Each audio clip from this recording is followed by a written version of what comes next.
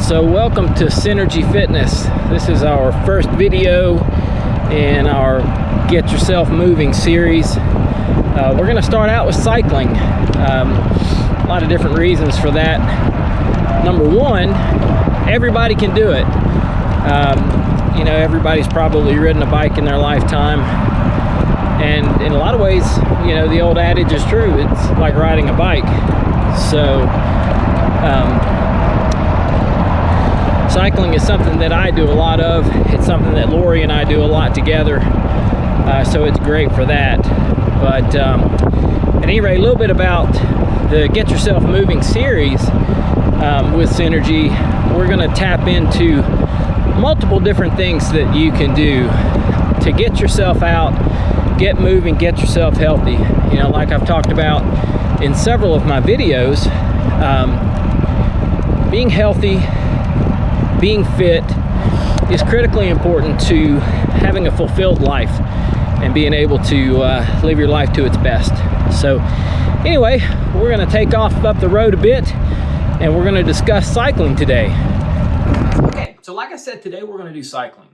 So why would I choose cycling first? It's really quite simple. Anyone can do it.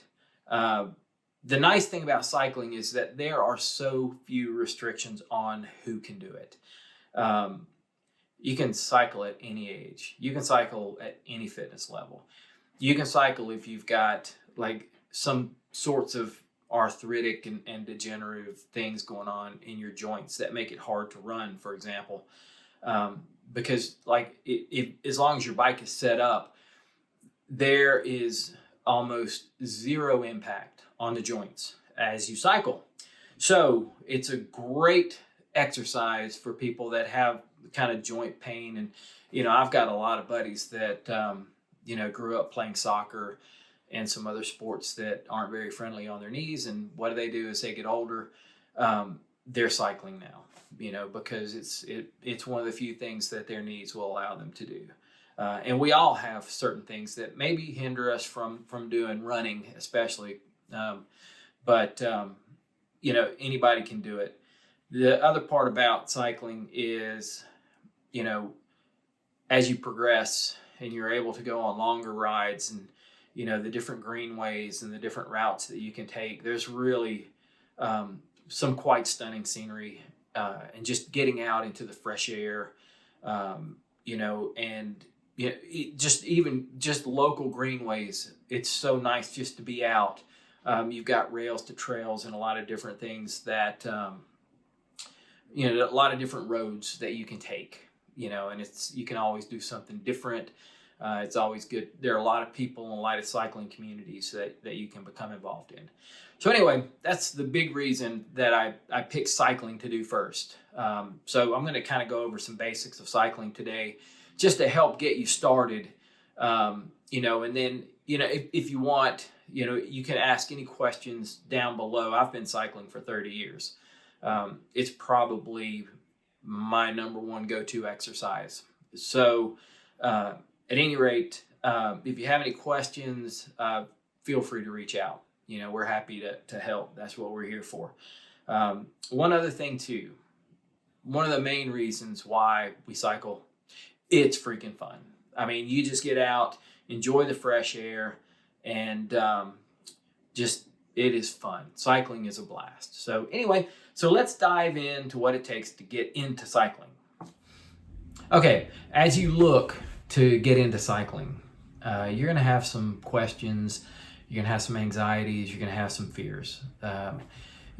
Most of my clients are middle-aged, all right, and they haven't been on a bike in quite a while. So some have never been on a bike, and that's okay because we can certainly learn. But for those of you that have been on a bike or those of you that have never been on a bike, it's a little different getting back on a bike. Okay, so it's kind of normal that you're going to have some anxiety about that, feel a little bit different. The key is start out slow, just get comfortable on the bike. We'll talk about the bike here in just a minute, but you want to make sure you pick out the right bike for the type of riding that you're going to do. But here's some questions that you're going to ask yourself. Will I be fit enough? Yes, you can start just even riding in your neighborhood. Lori and I, we live in I guess we'll call it's a villa community, and there are some retired folks, a lot of retired folks that live in this neighborhood, and they're out, they've got recumbent bikes, they've got little townies, and they're just out pedaling around the neighborhood. And so that's good. If that's what you want, if that's the level that you want to start, or even that's the level you want to keep, that's fine.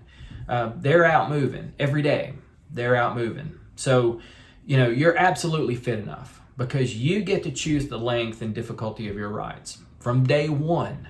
Like I just talked about, you can start in your neighborhood, even if you go out and you buy a road bike. Okay, and like I said, we'll get into bikes here in just a minute.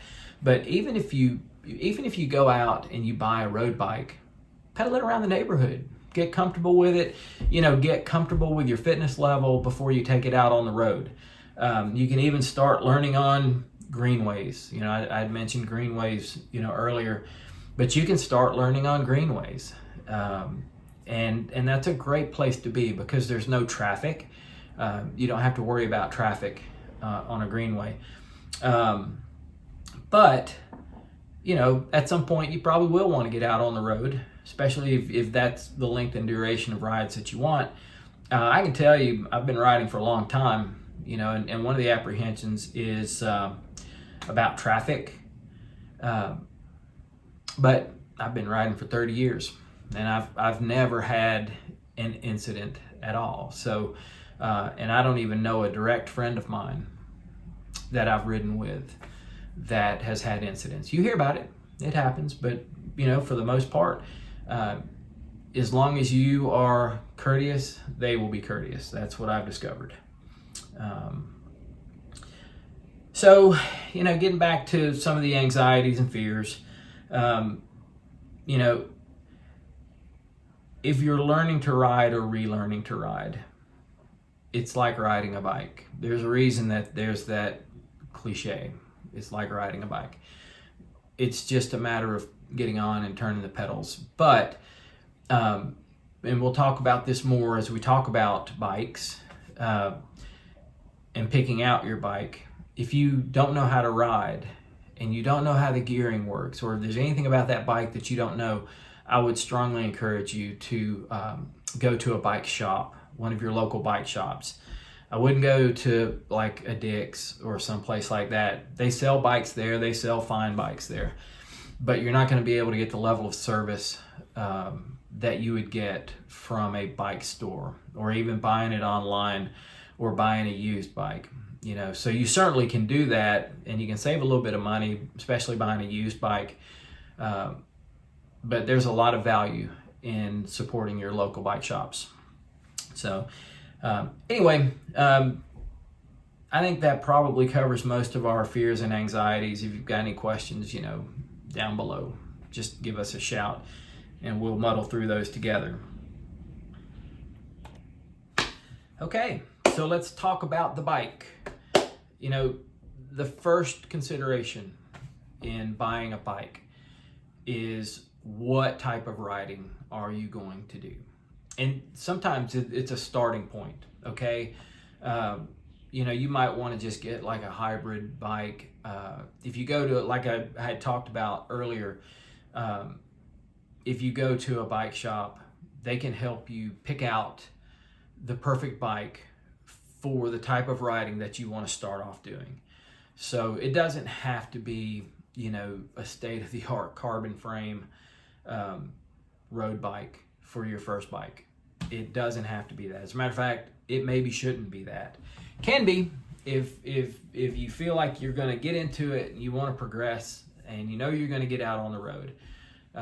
Your bike shop can help you with that. But there are all types of bikes out there. You've got road bikes, obviously, which is typically what I ride. You've got gravel bikes. Gravel bike is a great bike, and I'll talk about that one a little bit more here in just a minute. You've got mountain bikes. Okay, if you want to stay off the roads and you just want to ride trails, a mountain bike is a great choice. And you can actually ride some gravel road with a good mountain bike as well, depending upon how it's set up. And so a mountain bike is a really good first bike. A lot of people, Lori's first bike, she started probably about, 10 years ago riding her bike. So she was what? I won't tell you, then you'll know how old she is. But anyway, she started later in life riding her bike, and her first bike was a mountain bike. That's where she started. But even if so if you're not sure what you want to ride, okay, you find that maybe riding on the road is appealing to you, but you also find that, I do want to ride some trail, I do want to ride some gravel, I want to get off the road a good bit. I had mentioned just a few minutes ago about gravel bikes. Gravel bike is a great way to go, okay, because a gravel bike is a bike that's set up much like a road bike. It's got a little bit different gearing to it. It's going to have bigger tires that aren't going to puncture as easily, and they're designed to ride on gravel, okay? But you can also ride some single track. Now you wouldn't want to ride really difficult single track trails, okay? That terrain is specific to mountain bikes, but you can ride some easy and simple single track. You can ride gravel, and you can ride gravel bikes on the road, okay? Especially if you get it set up properly with 700cc wheels, and your bike shop will certainly help you with that.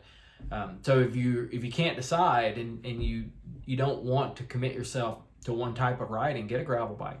It's a great way to start. And finally, there are two other bikes I want to talk about. Number one, if you find a standard setup on a bike uncomfortable, like setup on a standard bike, and you don't want that, they make these amazing recumbent bikes now. We've got in our neighborhood, we have two people that ride around on recumbents, and those darn things are fast and maneuverable and comfortable. And these guys just kind of wheel around the neighborhood on their recumbent bikes, and it's really amazing. And they're retired folks. They're going back to the fact that any age, any fitness level, anybody can ride a bike. And then the last bike I want to talk about is the e-bike, okay? And what the e-bike is, it's an electric assisted bike. So if you are struggling with your fitness level, okay, or if you want to really accelerate your growth to be able to ride more difficult roads, more difficult terrain, get an electric bike.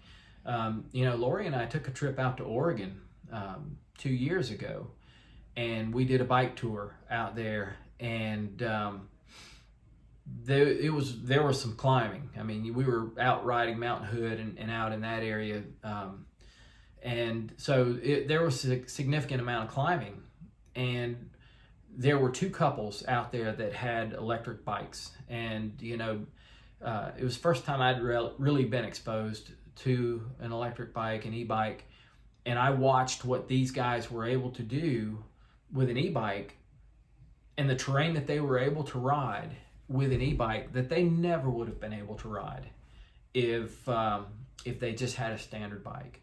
So an e-bike is a great way for, really if you're out of shape, or if you really want to ride more difficult terrain than what your body's capable of right now. The nice thing about cycling is that fitness comes pretty fast. So, you can grow your fitness fast, but, sometimes, if you're past middle age, then, an e-bike might be a great option for you for the long haul, because you can set the amount of assist that it has. So it's a great way. It's a great bike to have. The most important thing about your bike, though, is it has to be fit to you properly, okay? And that's where going to a professional bike shop makes all the difference, because those guys will make sure that your bike is set properly to you and that you have the right size bike, okay? Because if you're having to reach too far, or if your seat post is not set properly, it can cause some discomfort, and you certainly don't want discomfort when you're riding. So go see a professional. Even if you buy the bike somewhere else, take it to a bike shop. They can do a fitting for you. If you buy it there, they'll fit you for free, but they'll do fittings for you. If you go out and buy a bike, they'll do a fitting for you. They'll charge you for it, but it won't be much. But I can promise you, it will be worth every penny you spend, because cycling is no fun if it causes you discomfort. And you want it to be fun because it's a great thing to do. So that's it on the bike.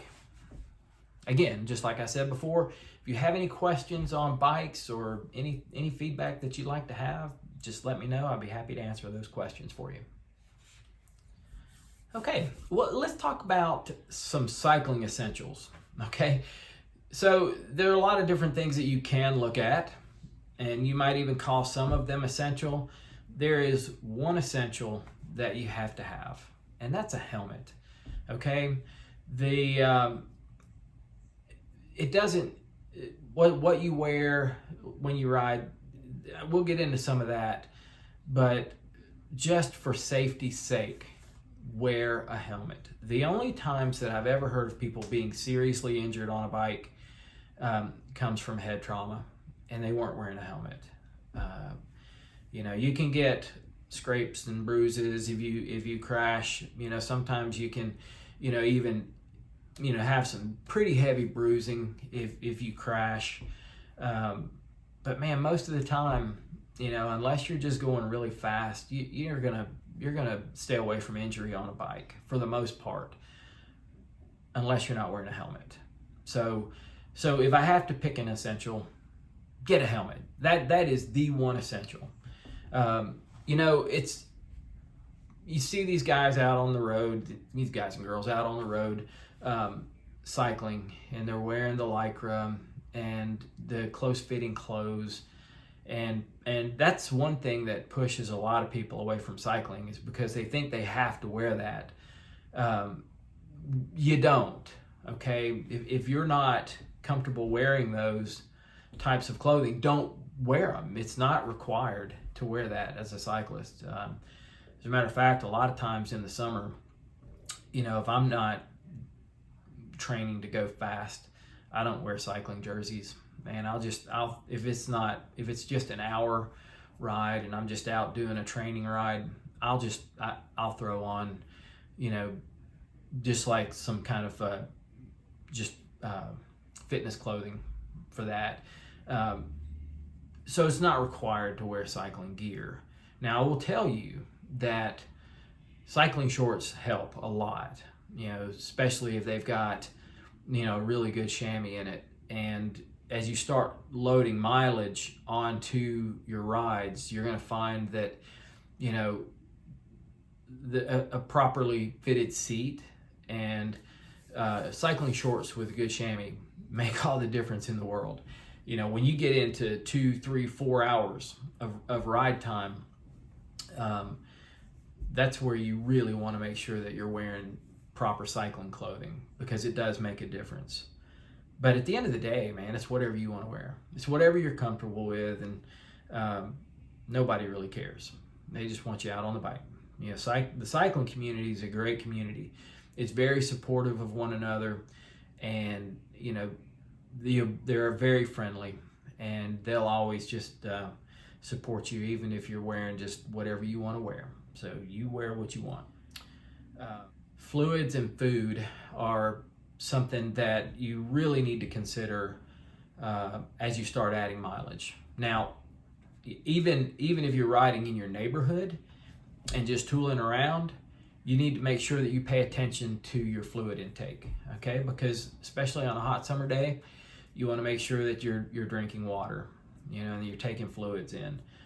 As you start riding and you go for longer periods of time, you definitely need to focus on fluids, but you also have to begin to think about food. So, that's where, we were talking about clothing, that's where cycling jerseys come in handy, because they've got pockets in the back that you can, pack it full of food and different things that you need to take on your bike for longer rides.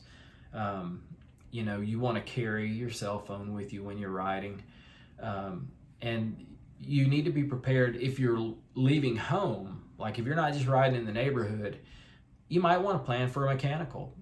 Sometimes have a little toolkit, or have a spare and a way to inflate a tire, because sometimes you do flat. So those are some good essentials to have. And really, guys, that's it. I mean, those are the only things that you really need, cycling essential wise. There's a ton of fun gadgets that you can have. Okay, when you want to start tracking stuff, and you guys know by now, if you've watched any of my other videos, I truly believe that if you don't measure it, you can't have success with it. And that's more for a training side of things. But God, there's just so much fun stuff you can do. You've got cyclocomputers today are so far advanced from where they were, even 10 years ago. You can track your heart rate, you can track your wattage, you can track your temperature, you can track the elevation that you've climbed. I mean, like on my cyclocomputer right now, and I use the stages, this one right here, that's my cyclocomputer. I've got, like, I track on one screen, I track 8 different things as I'm riding. So it's amazing the amount of data that you can get from these cyclocomputers, and they hook up to heart rate bands, and you measure heart rate, and that'll really help you. Number one, it'll help you train, okay, and it'll help you progress as you're looking at the results of your training. But it also, like on longer rides, like if I'm doing a century ride, 100 miles, I want to know that I'm not going too hard early, because if I do, I'll never finish. And the cyclocomputer and measuring these things kind of help me with that. So they're great. We talked about heart rate monitors. We talked about power meters. All that stuff ties into your cyclocomputer. And then you've got fun things too, like there are these amazing apps that you can run. I'm not one that really uses Strava a whole bunch, but man, everybody else I ride with loves using Strava, because it kind of compares ride over ride. Like if you go climb a particular hill, and I'll just use Rich Mountain as an example, it'll track that segment of your ride, and then you can see the next time if you ride that segment faster or slower, than the time before. So it's cool, and everybody likes them, King of the Mountains and different things like that people strive for. And it's a community, and Lori uses it a lot, and all of her friends are on Strava, and then most of the people tell you that if it's not on Strava, it didn't happen. You didn't do it. So anyway, Strava's fun, and people have a good time with it, and it is a great app. But there are others, there's like Ride with GPS, Map My Ride, just a bunch of different ones out there that can really help you as a cyclist, and they're fantastic and fun. So, and finally, you've got wearables, okay? You guys know about like an Apple Watch or an iWatch or whatever it's called. I use a Garmin, okay? I actually use this for my triathlon stuff, because it'll track a lot of things that I do swimming and running, whereas my cyclocomputer obviously is just for the bike. So you can measure a lot of different things on that. I also use what's called the Whoop. It's a new thing out. It's not too new. It's a couple of years old. But it's more of a recovery thing, but it's also my telemetry band. So I don't need to wear the heart rate strap, because this will feed that. But that's a fun thing to do. But there's all kinds of wearables out there that people are into these days. And I'll get into all of these. I'll do like special videos for each one of these things and kind of go into the value of each one. But anyway, so those are some fun things that you can use as you cycle. So let's talk about your first ride, and then let's talk about rules of the road, okay? So first of all, like if it's your first ride, choose a route you're going to be comfortable with. And even if you've been riding, let's just say you've been riding around the neighborhood and you're going to set your first route out on the road, okay? Choose a route that you're going to be comfortable with. Choose a route that you're going to minimize the amount of traffic you have to contend with. But mostly make sure that it's a route that you know your way to and from. And we just talked about Ride with GPS can help you map those out. And then with Ride with GPS, and there's another one called Komoot that's out there. That's a really good one to help you develop rides. Map My Ride is a good one. So there's multiples out there that you can use. But you can actually map a route leaving from your home. I use them all the time. Like I use Ride with GPS almost exclusively on designing the routes, but I'll just link a route together just from my house, and I can make it different every time. And I can make it as challenging as I want to with elevation, or I can find, if it's like a relatively easy day and I don't want to do a whole lot of climbing, I can pick portions of the route that keep me away from a lot of elevation. So just choose a route that you're going to be comfortable with. If you're uncomfortable with getting on the road, find a local greenway. Just get a bike rack and drive your bike to a greenway and have at it. Greenways are great. You'll have to contend with some joggers. You'll have to contend with families walking. Just be careful. You be courteous and share that space with other people, and have a great time out there on your bike. A lot of people ride greenways. Lori and I'll sometimes ride greenways when we travel to cities. There's a lot of rails to trails out there, and that keeps growing and growing. So there are maps of rails to trail, and they're like greenways, but what they've done is they've taken old railroad track that's not being used anymore, and they've either paved it or graveled it so that people can walk on it or ride their bikes on it. And the rails to trails are awesome, and they keep growing and growing. So just make sure that the distance and terrain is suitable to your ability and fitness. That's the key. And just get out there and have fun. Don't overdo it, because if you go out and get yourself knackered on your first ride, you're not going to want to ride anymore. So just have some fun, make it nice and easy, and just get used to it. I do want to go over some simple rules of the road, though, because a lot of people surprisingly don't get this, but bikes basically follow the same rules of the road that automobiles and vehicles do. Okay, so you always want to ride with traffic, and you want to keep to the edge of the road if you can. So if you're riding by yourself, it's pretty easy. If you ride close to the edge of the road, people will just go around you. I don't know in your communities or not, but sometimes you can get behind these massive packs of riders.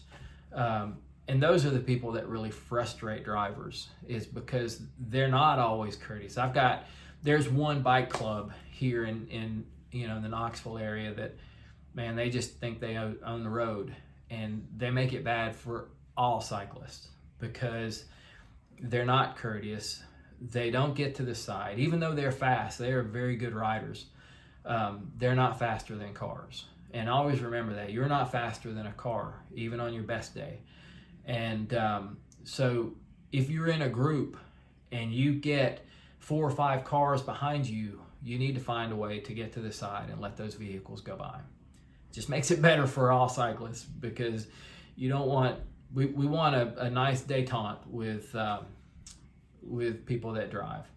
And then the other thing is, man, just be courteous.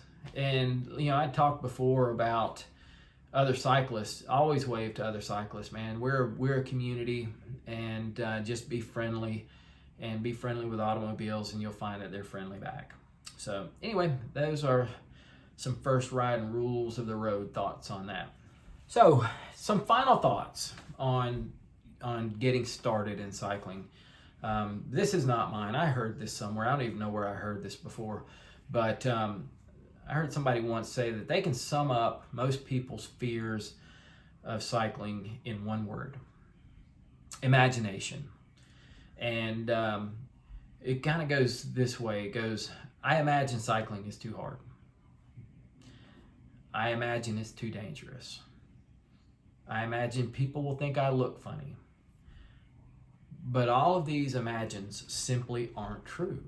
So, the key is you just get out there and enjoy the ride. The fact of the matter is, it's not too hard. We talked about that. On your fitness levels, there's a way that you can get out on a bike and ride. it's certainly not too dangerous. If you don't want to ride on the road, that's fine. You've got greenways, rails to trails, you've got your neighborhood. You can always ride and be perfectly safe doing it. And the part about people think you're going to look funny, you know, they just don't. I mean, honestly, people don't think twice about seeing cyclists on the road, and most of the time it's because of what we wear when we ride. But honestly, people don't give you a second thought. So the key is just, man, get out there and enjoy the ride. Ride with friends. Join a club. You know, there are beautiful roads and greenways that you can ride. You know, some of the things that Lori and I have seen as we've ridden across the country, and you know, some of the epic rides that we do that climb to the top of some of these mountains, it's just amazing. The view you get from a bike, it's even better than, you know, if you take your time in a vehicle or on a motorcycle, because, you know, you're not going as fast and you have the opportunity, you're with nature and you get to take it all in. You know, so in closing, I guess I would just say, you know, minimize your expectations and maximize your enjoyment of riding the bike, you know, and then just get your butt out there and ride and have a great time with it, you know, and tying it all back together, you know, just get out there and move. This is just one way that you can just get out there and get moving. So anyway, so as always, you know, this is part of Synergy Coaching, but this is the Synergy Fitness series that I'm putting together.